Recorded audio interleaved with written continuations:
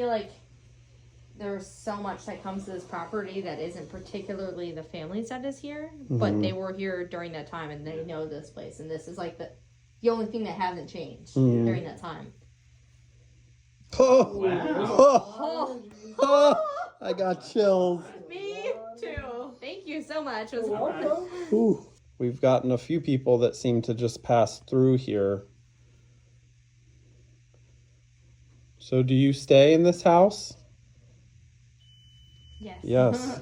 Thank you. And that was the shortest screen. Yeah, that was like a direct. So you're here all the time. This is a space for curious souls who want to understand the unseen without fear. We explore the intersection of intuition, energy, and the paranormal, offering grounded insights, real stories, and practical tools. We're two intuitive weirdos on a mission to shift the paranormal from fear to empowerment. Together we demystify the spooky and reclaim the sacred, one episode at a time. Welcome to Empower Paranormal.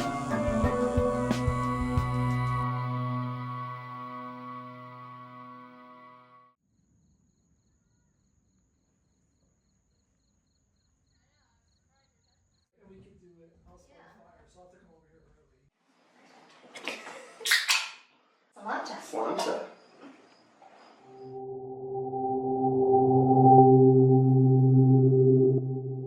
What are we drinking, Dustin? 1911 established haunted hayride. It's a cider and it's pretty good. It's very fall, very pumpkin spice. Yeah, definitely. Do you ever haunt yourself? Really? Like, do you ever cause poltergeist activity?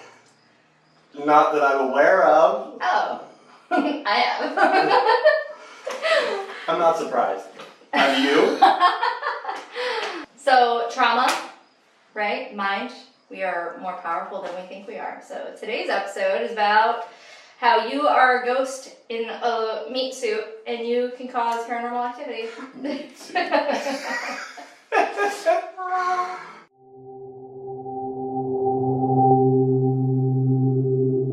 You could be causing the haunting in your house. I've seen it. I've done it.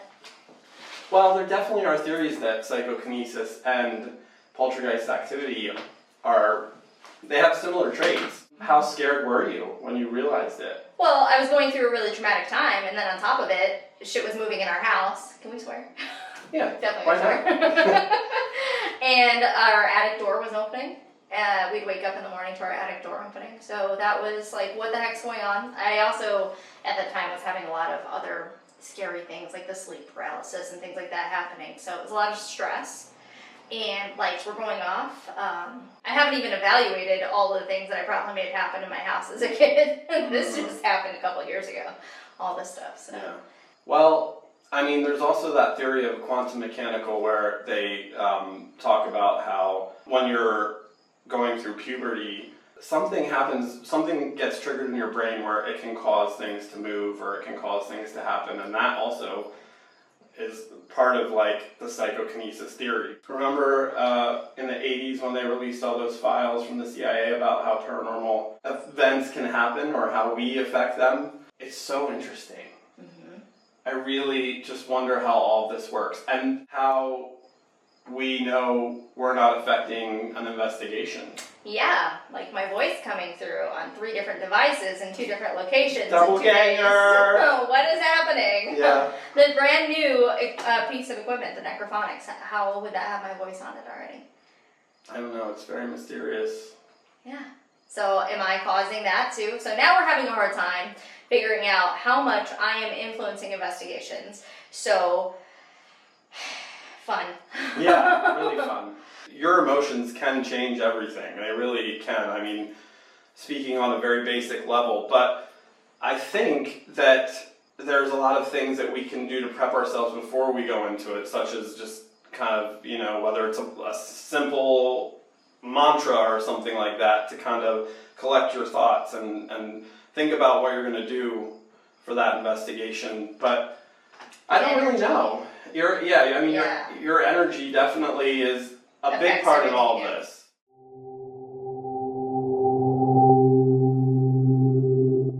If the energy you put out not the energy you're going to get back. So that's why you have all these groups that go in looking for something dark and demonic and scary, and then they claim to have these dark, demonic, and scary experiences. Where if you go in a little more level-headed, we have a lot of fun. We laugh constantly. Maybe way too much. We are very unserious, but at the same time interested in the information that we get. And we do still experience some things that are a little more intense, but we also can evaluate it from a point that's more positive, and understand that this spirit or energy is its own energy and it's attracted to us for a reason. And, nothing's going to harm us, even though we've had some intense experiences where it felt Definitely, yeah. like the opposite. But yeah. We go in pretty lighthearted, I'd say, and have a lot of fun looking at our team behind the camera. We were actually just talking about how this past investigation we did at Fuhrer's, again, hello, we thought maybe we prepped too much. Yeah. Because a lot of our methods, I think we're more methodical when we don't... Was that actually you? That was not me. It sounded like it was behind me. I thought that was you. It wasn't the door? Just a question. Go ahead. No. Another... No. It's Again, we're at the George Taylor house in the summer kitchen this time, so. Yeah, George Taylor House again. We're always having some strange I felt it. things happen. They shook the floor. I just thought it was you moving. No, I wasn't moving at all. I thought it was you, so I looked at you.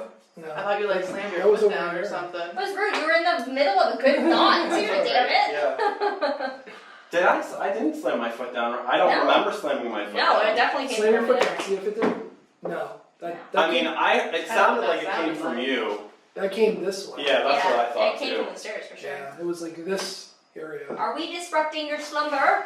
Do they not like that we're talking about that maybe we're causing it because they want to cause it? That could be it You too. guys just hear it again? Yes, I did. It Hello? wasn't the stair, just the Like the wall shook.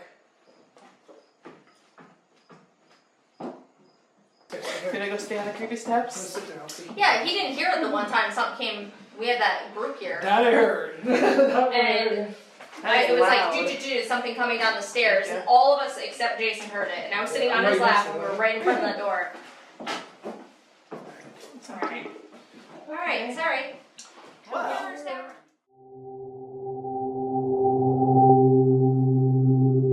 Our last investigation was at Fuhrer's, and we were talking about methodically how, generally speaking, we go into our investigations a little bit more Chaotic. chaotic, yeah. But I also think that, we are good at going in and feeling out spaces before we even put equipment up. Like, we pretty much know where we want to go after, well, especially you, when you do a walkthrough.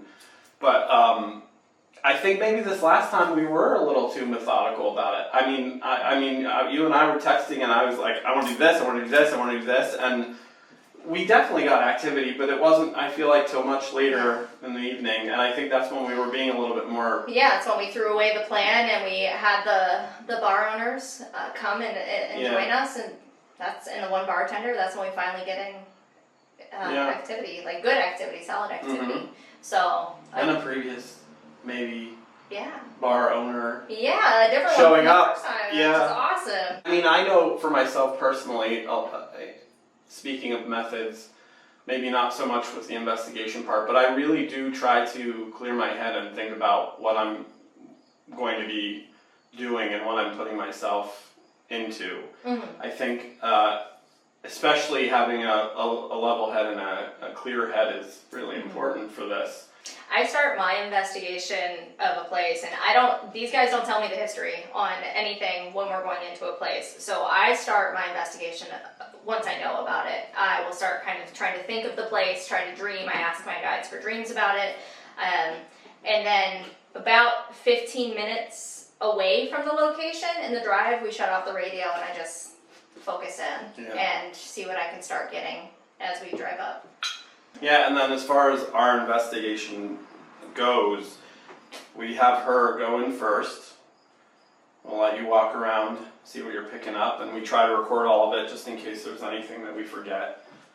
And I definitely think after that we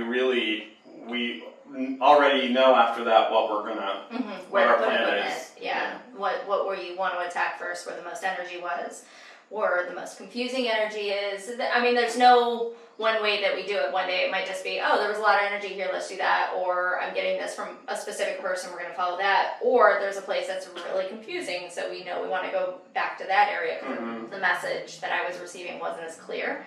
And ultimately, our goal is to help whoever's there to not be afraid of what they're experiencing, because the people there were experiencing some things, and the one woman had expressed how she was a little afraid to go in the basement, so we just went in that the second time. And I look back on before I started doing all this, and it is scary when the unknown is scary.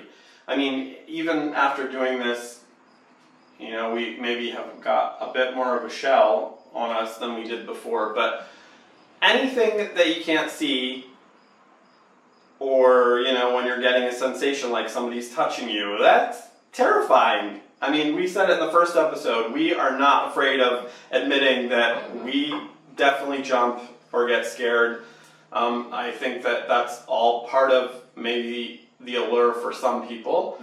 But yeah, it's a normal human reaction. I think going past that is just really trying to focus on the fact that these people or energies were here before us, and they were living at one point, and trying to keep the human aspect of it, I think, is that definitely keeps me grounded on our investigations. I just remember, they were alive at one point. They were just like me. Our, what did you call it? Meat soup? Yeah. They had a meat soup just like us. A human experience. Yeah. I think we should get into you a little bit more, if you don't mind. Sure. Like what? I mean, I think you should just maybe get into how, I don't know, you started to know that you had abilities, or maybe you should tell your story of the crib. I definitely like that story. When I was a few days old and my parents heard my grandmother's voice on the baby monitor. Yeah. Never came to check on me. Nope, that's cool. Just left me in there. So I was crying, and my mom tells me, and my dad, who was a huge skeptic, and for him to admit this is wild, but my grandmother passed away a month before I was conceived, and I actually never remembered her name growing up, and I always knew I had a Martha with me, but I thought my grandmother's name was Margaret my whole life. Duh. It's actually Martha. So my grandmother's one of my guides, so no surprise. I had so many experiences as a kid that, people, parents and adults chalk it up to being imaginary friend, and my mom was raised Irish Catholic. She refused to push it on any of us kids.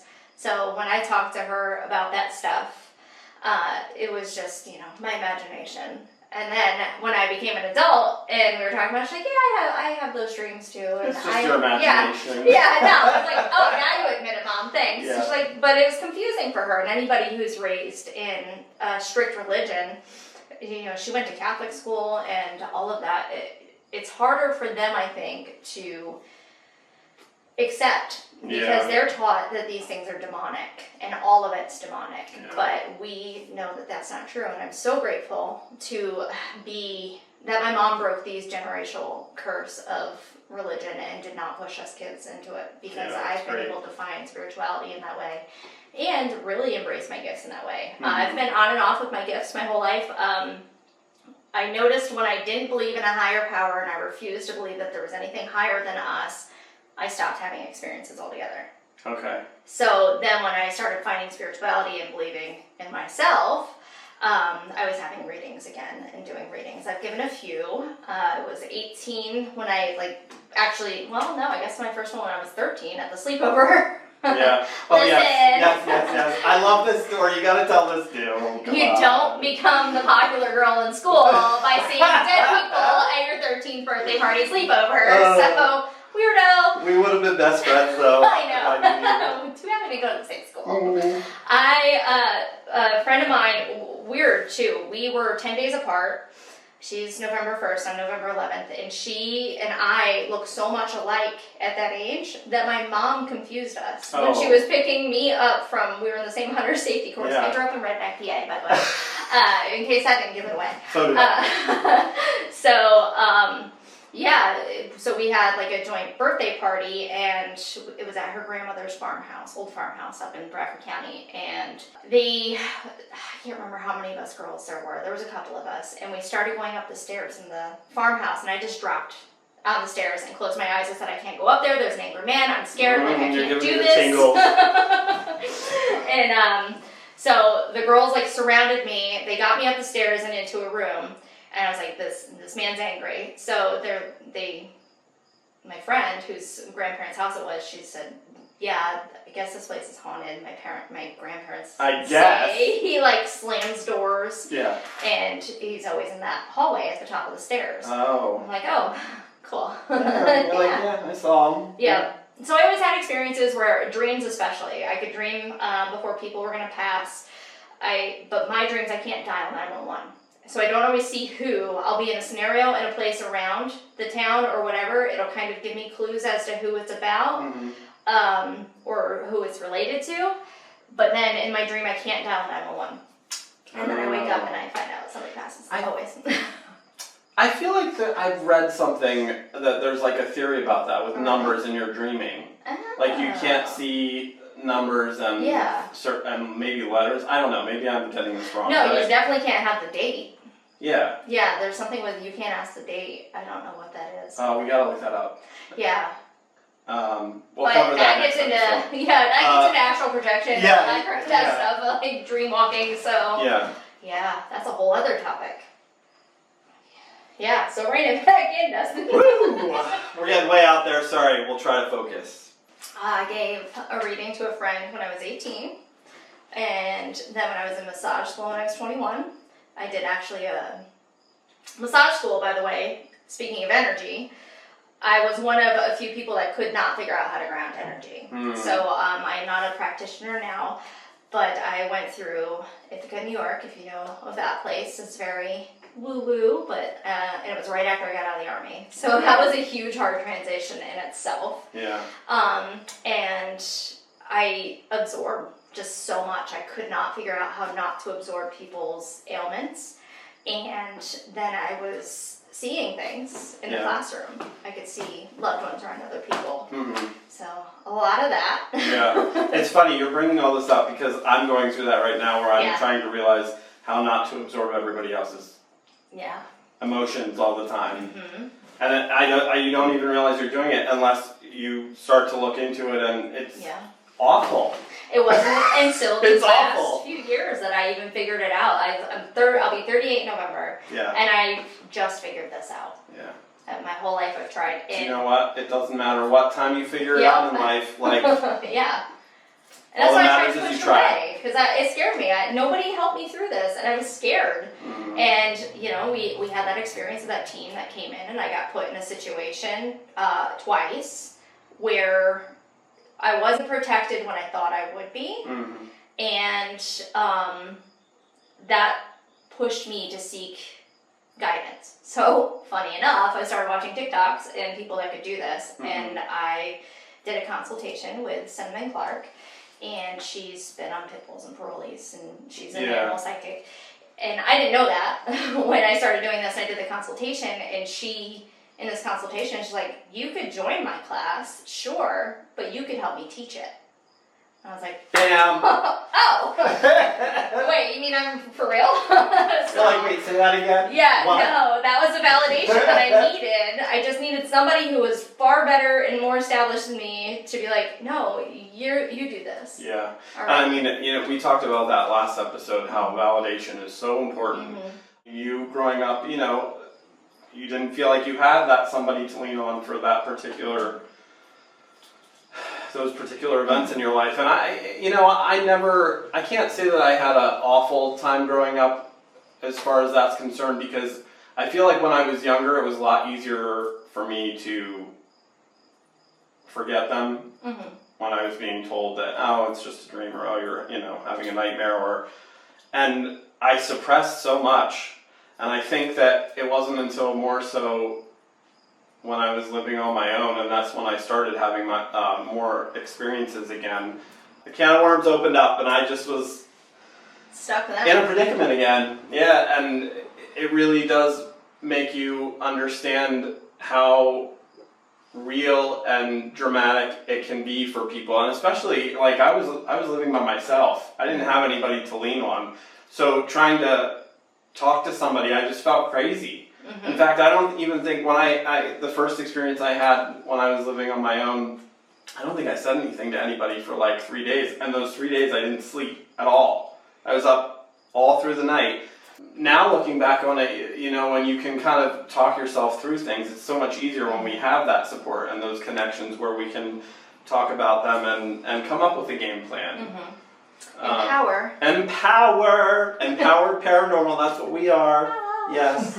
We want to empower you to do that too. And that's what the validation gave me. It was that self-empowerment that I needed to not be afraid. Yeah. To just embrace it. Yeah. And start doing it. And I was doing readings on TikTok Live, and that gave me more confidence. And a lot of it, with this empowerment, comes confidence. My husband calls it the freak flag. We didn't fly the freak flag too high and tell people about it, but the more that we started embracing it, the more the right people, including you, they came start to us. like come, yeah. It's like it's almost setting like up a when you beacon. just, you do just stop worrying so much about all that stuff. It's like everybody kind of finds their way, and you find those people, and that's also, you know, we keep saying that. I mean, that's really what we love to share and talk about with people is the validation and feeling empowered and feeling okay to say, hey, this might sound really weird, but this happened to me. And you should be able to have somebody that can listen to you and think, well, you know, maybe you are crazy, but it could also be this and this and this, and you know, we can work on it. We can figure it out. And it was my crazy that led us to discover that I was haunting our house completely on accident. That is insane. So I was, you know, I had been pushed out of my job, came out of a toxic marriage, and I was finally with somebody that made me feel safe, but I still had to go through and grieve this part of my life that I lost, and I didn't realize how bad the marriage was until I was out of it and saw what a healthy relationship looked like. Yeah. And man, things were just happening all around us, and then I went back to school and finished my degree in psychology, and as I'm learning psychologically, you know, abnormal psych and just mental health in general and clinical psych, I'm like, holy crap, you know, things were getting better. And then we realized when I was having bad nights, if I was having a very traumatic PTSD night, we would wake up to that attic door open. And our attic door, like, you have to turn the handle. Like, there's no way it just pops open. So we'd wake up to the door open, and I realized it was correlating to my bad nights were opening the door. So then the more I got a grasp on my mental health and I started healing and going to therapy, the less that it happened. Okay. I still occasionally have a bad night, and it's very rare now, but it still happens that we'll wake up with the door open. So it's I know that that's me. Yeah. Now I can put that together. I'm still learning, and I've actually entered into an apprenticeship with somebody who's well known in this community to study parapsychology and what we are capable of happening with our minds. We can do so much. We are definitely capable of way more than than most people know or realize. Yeah.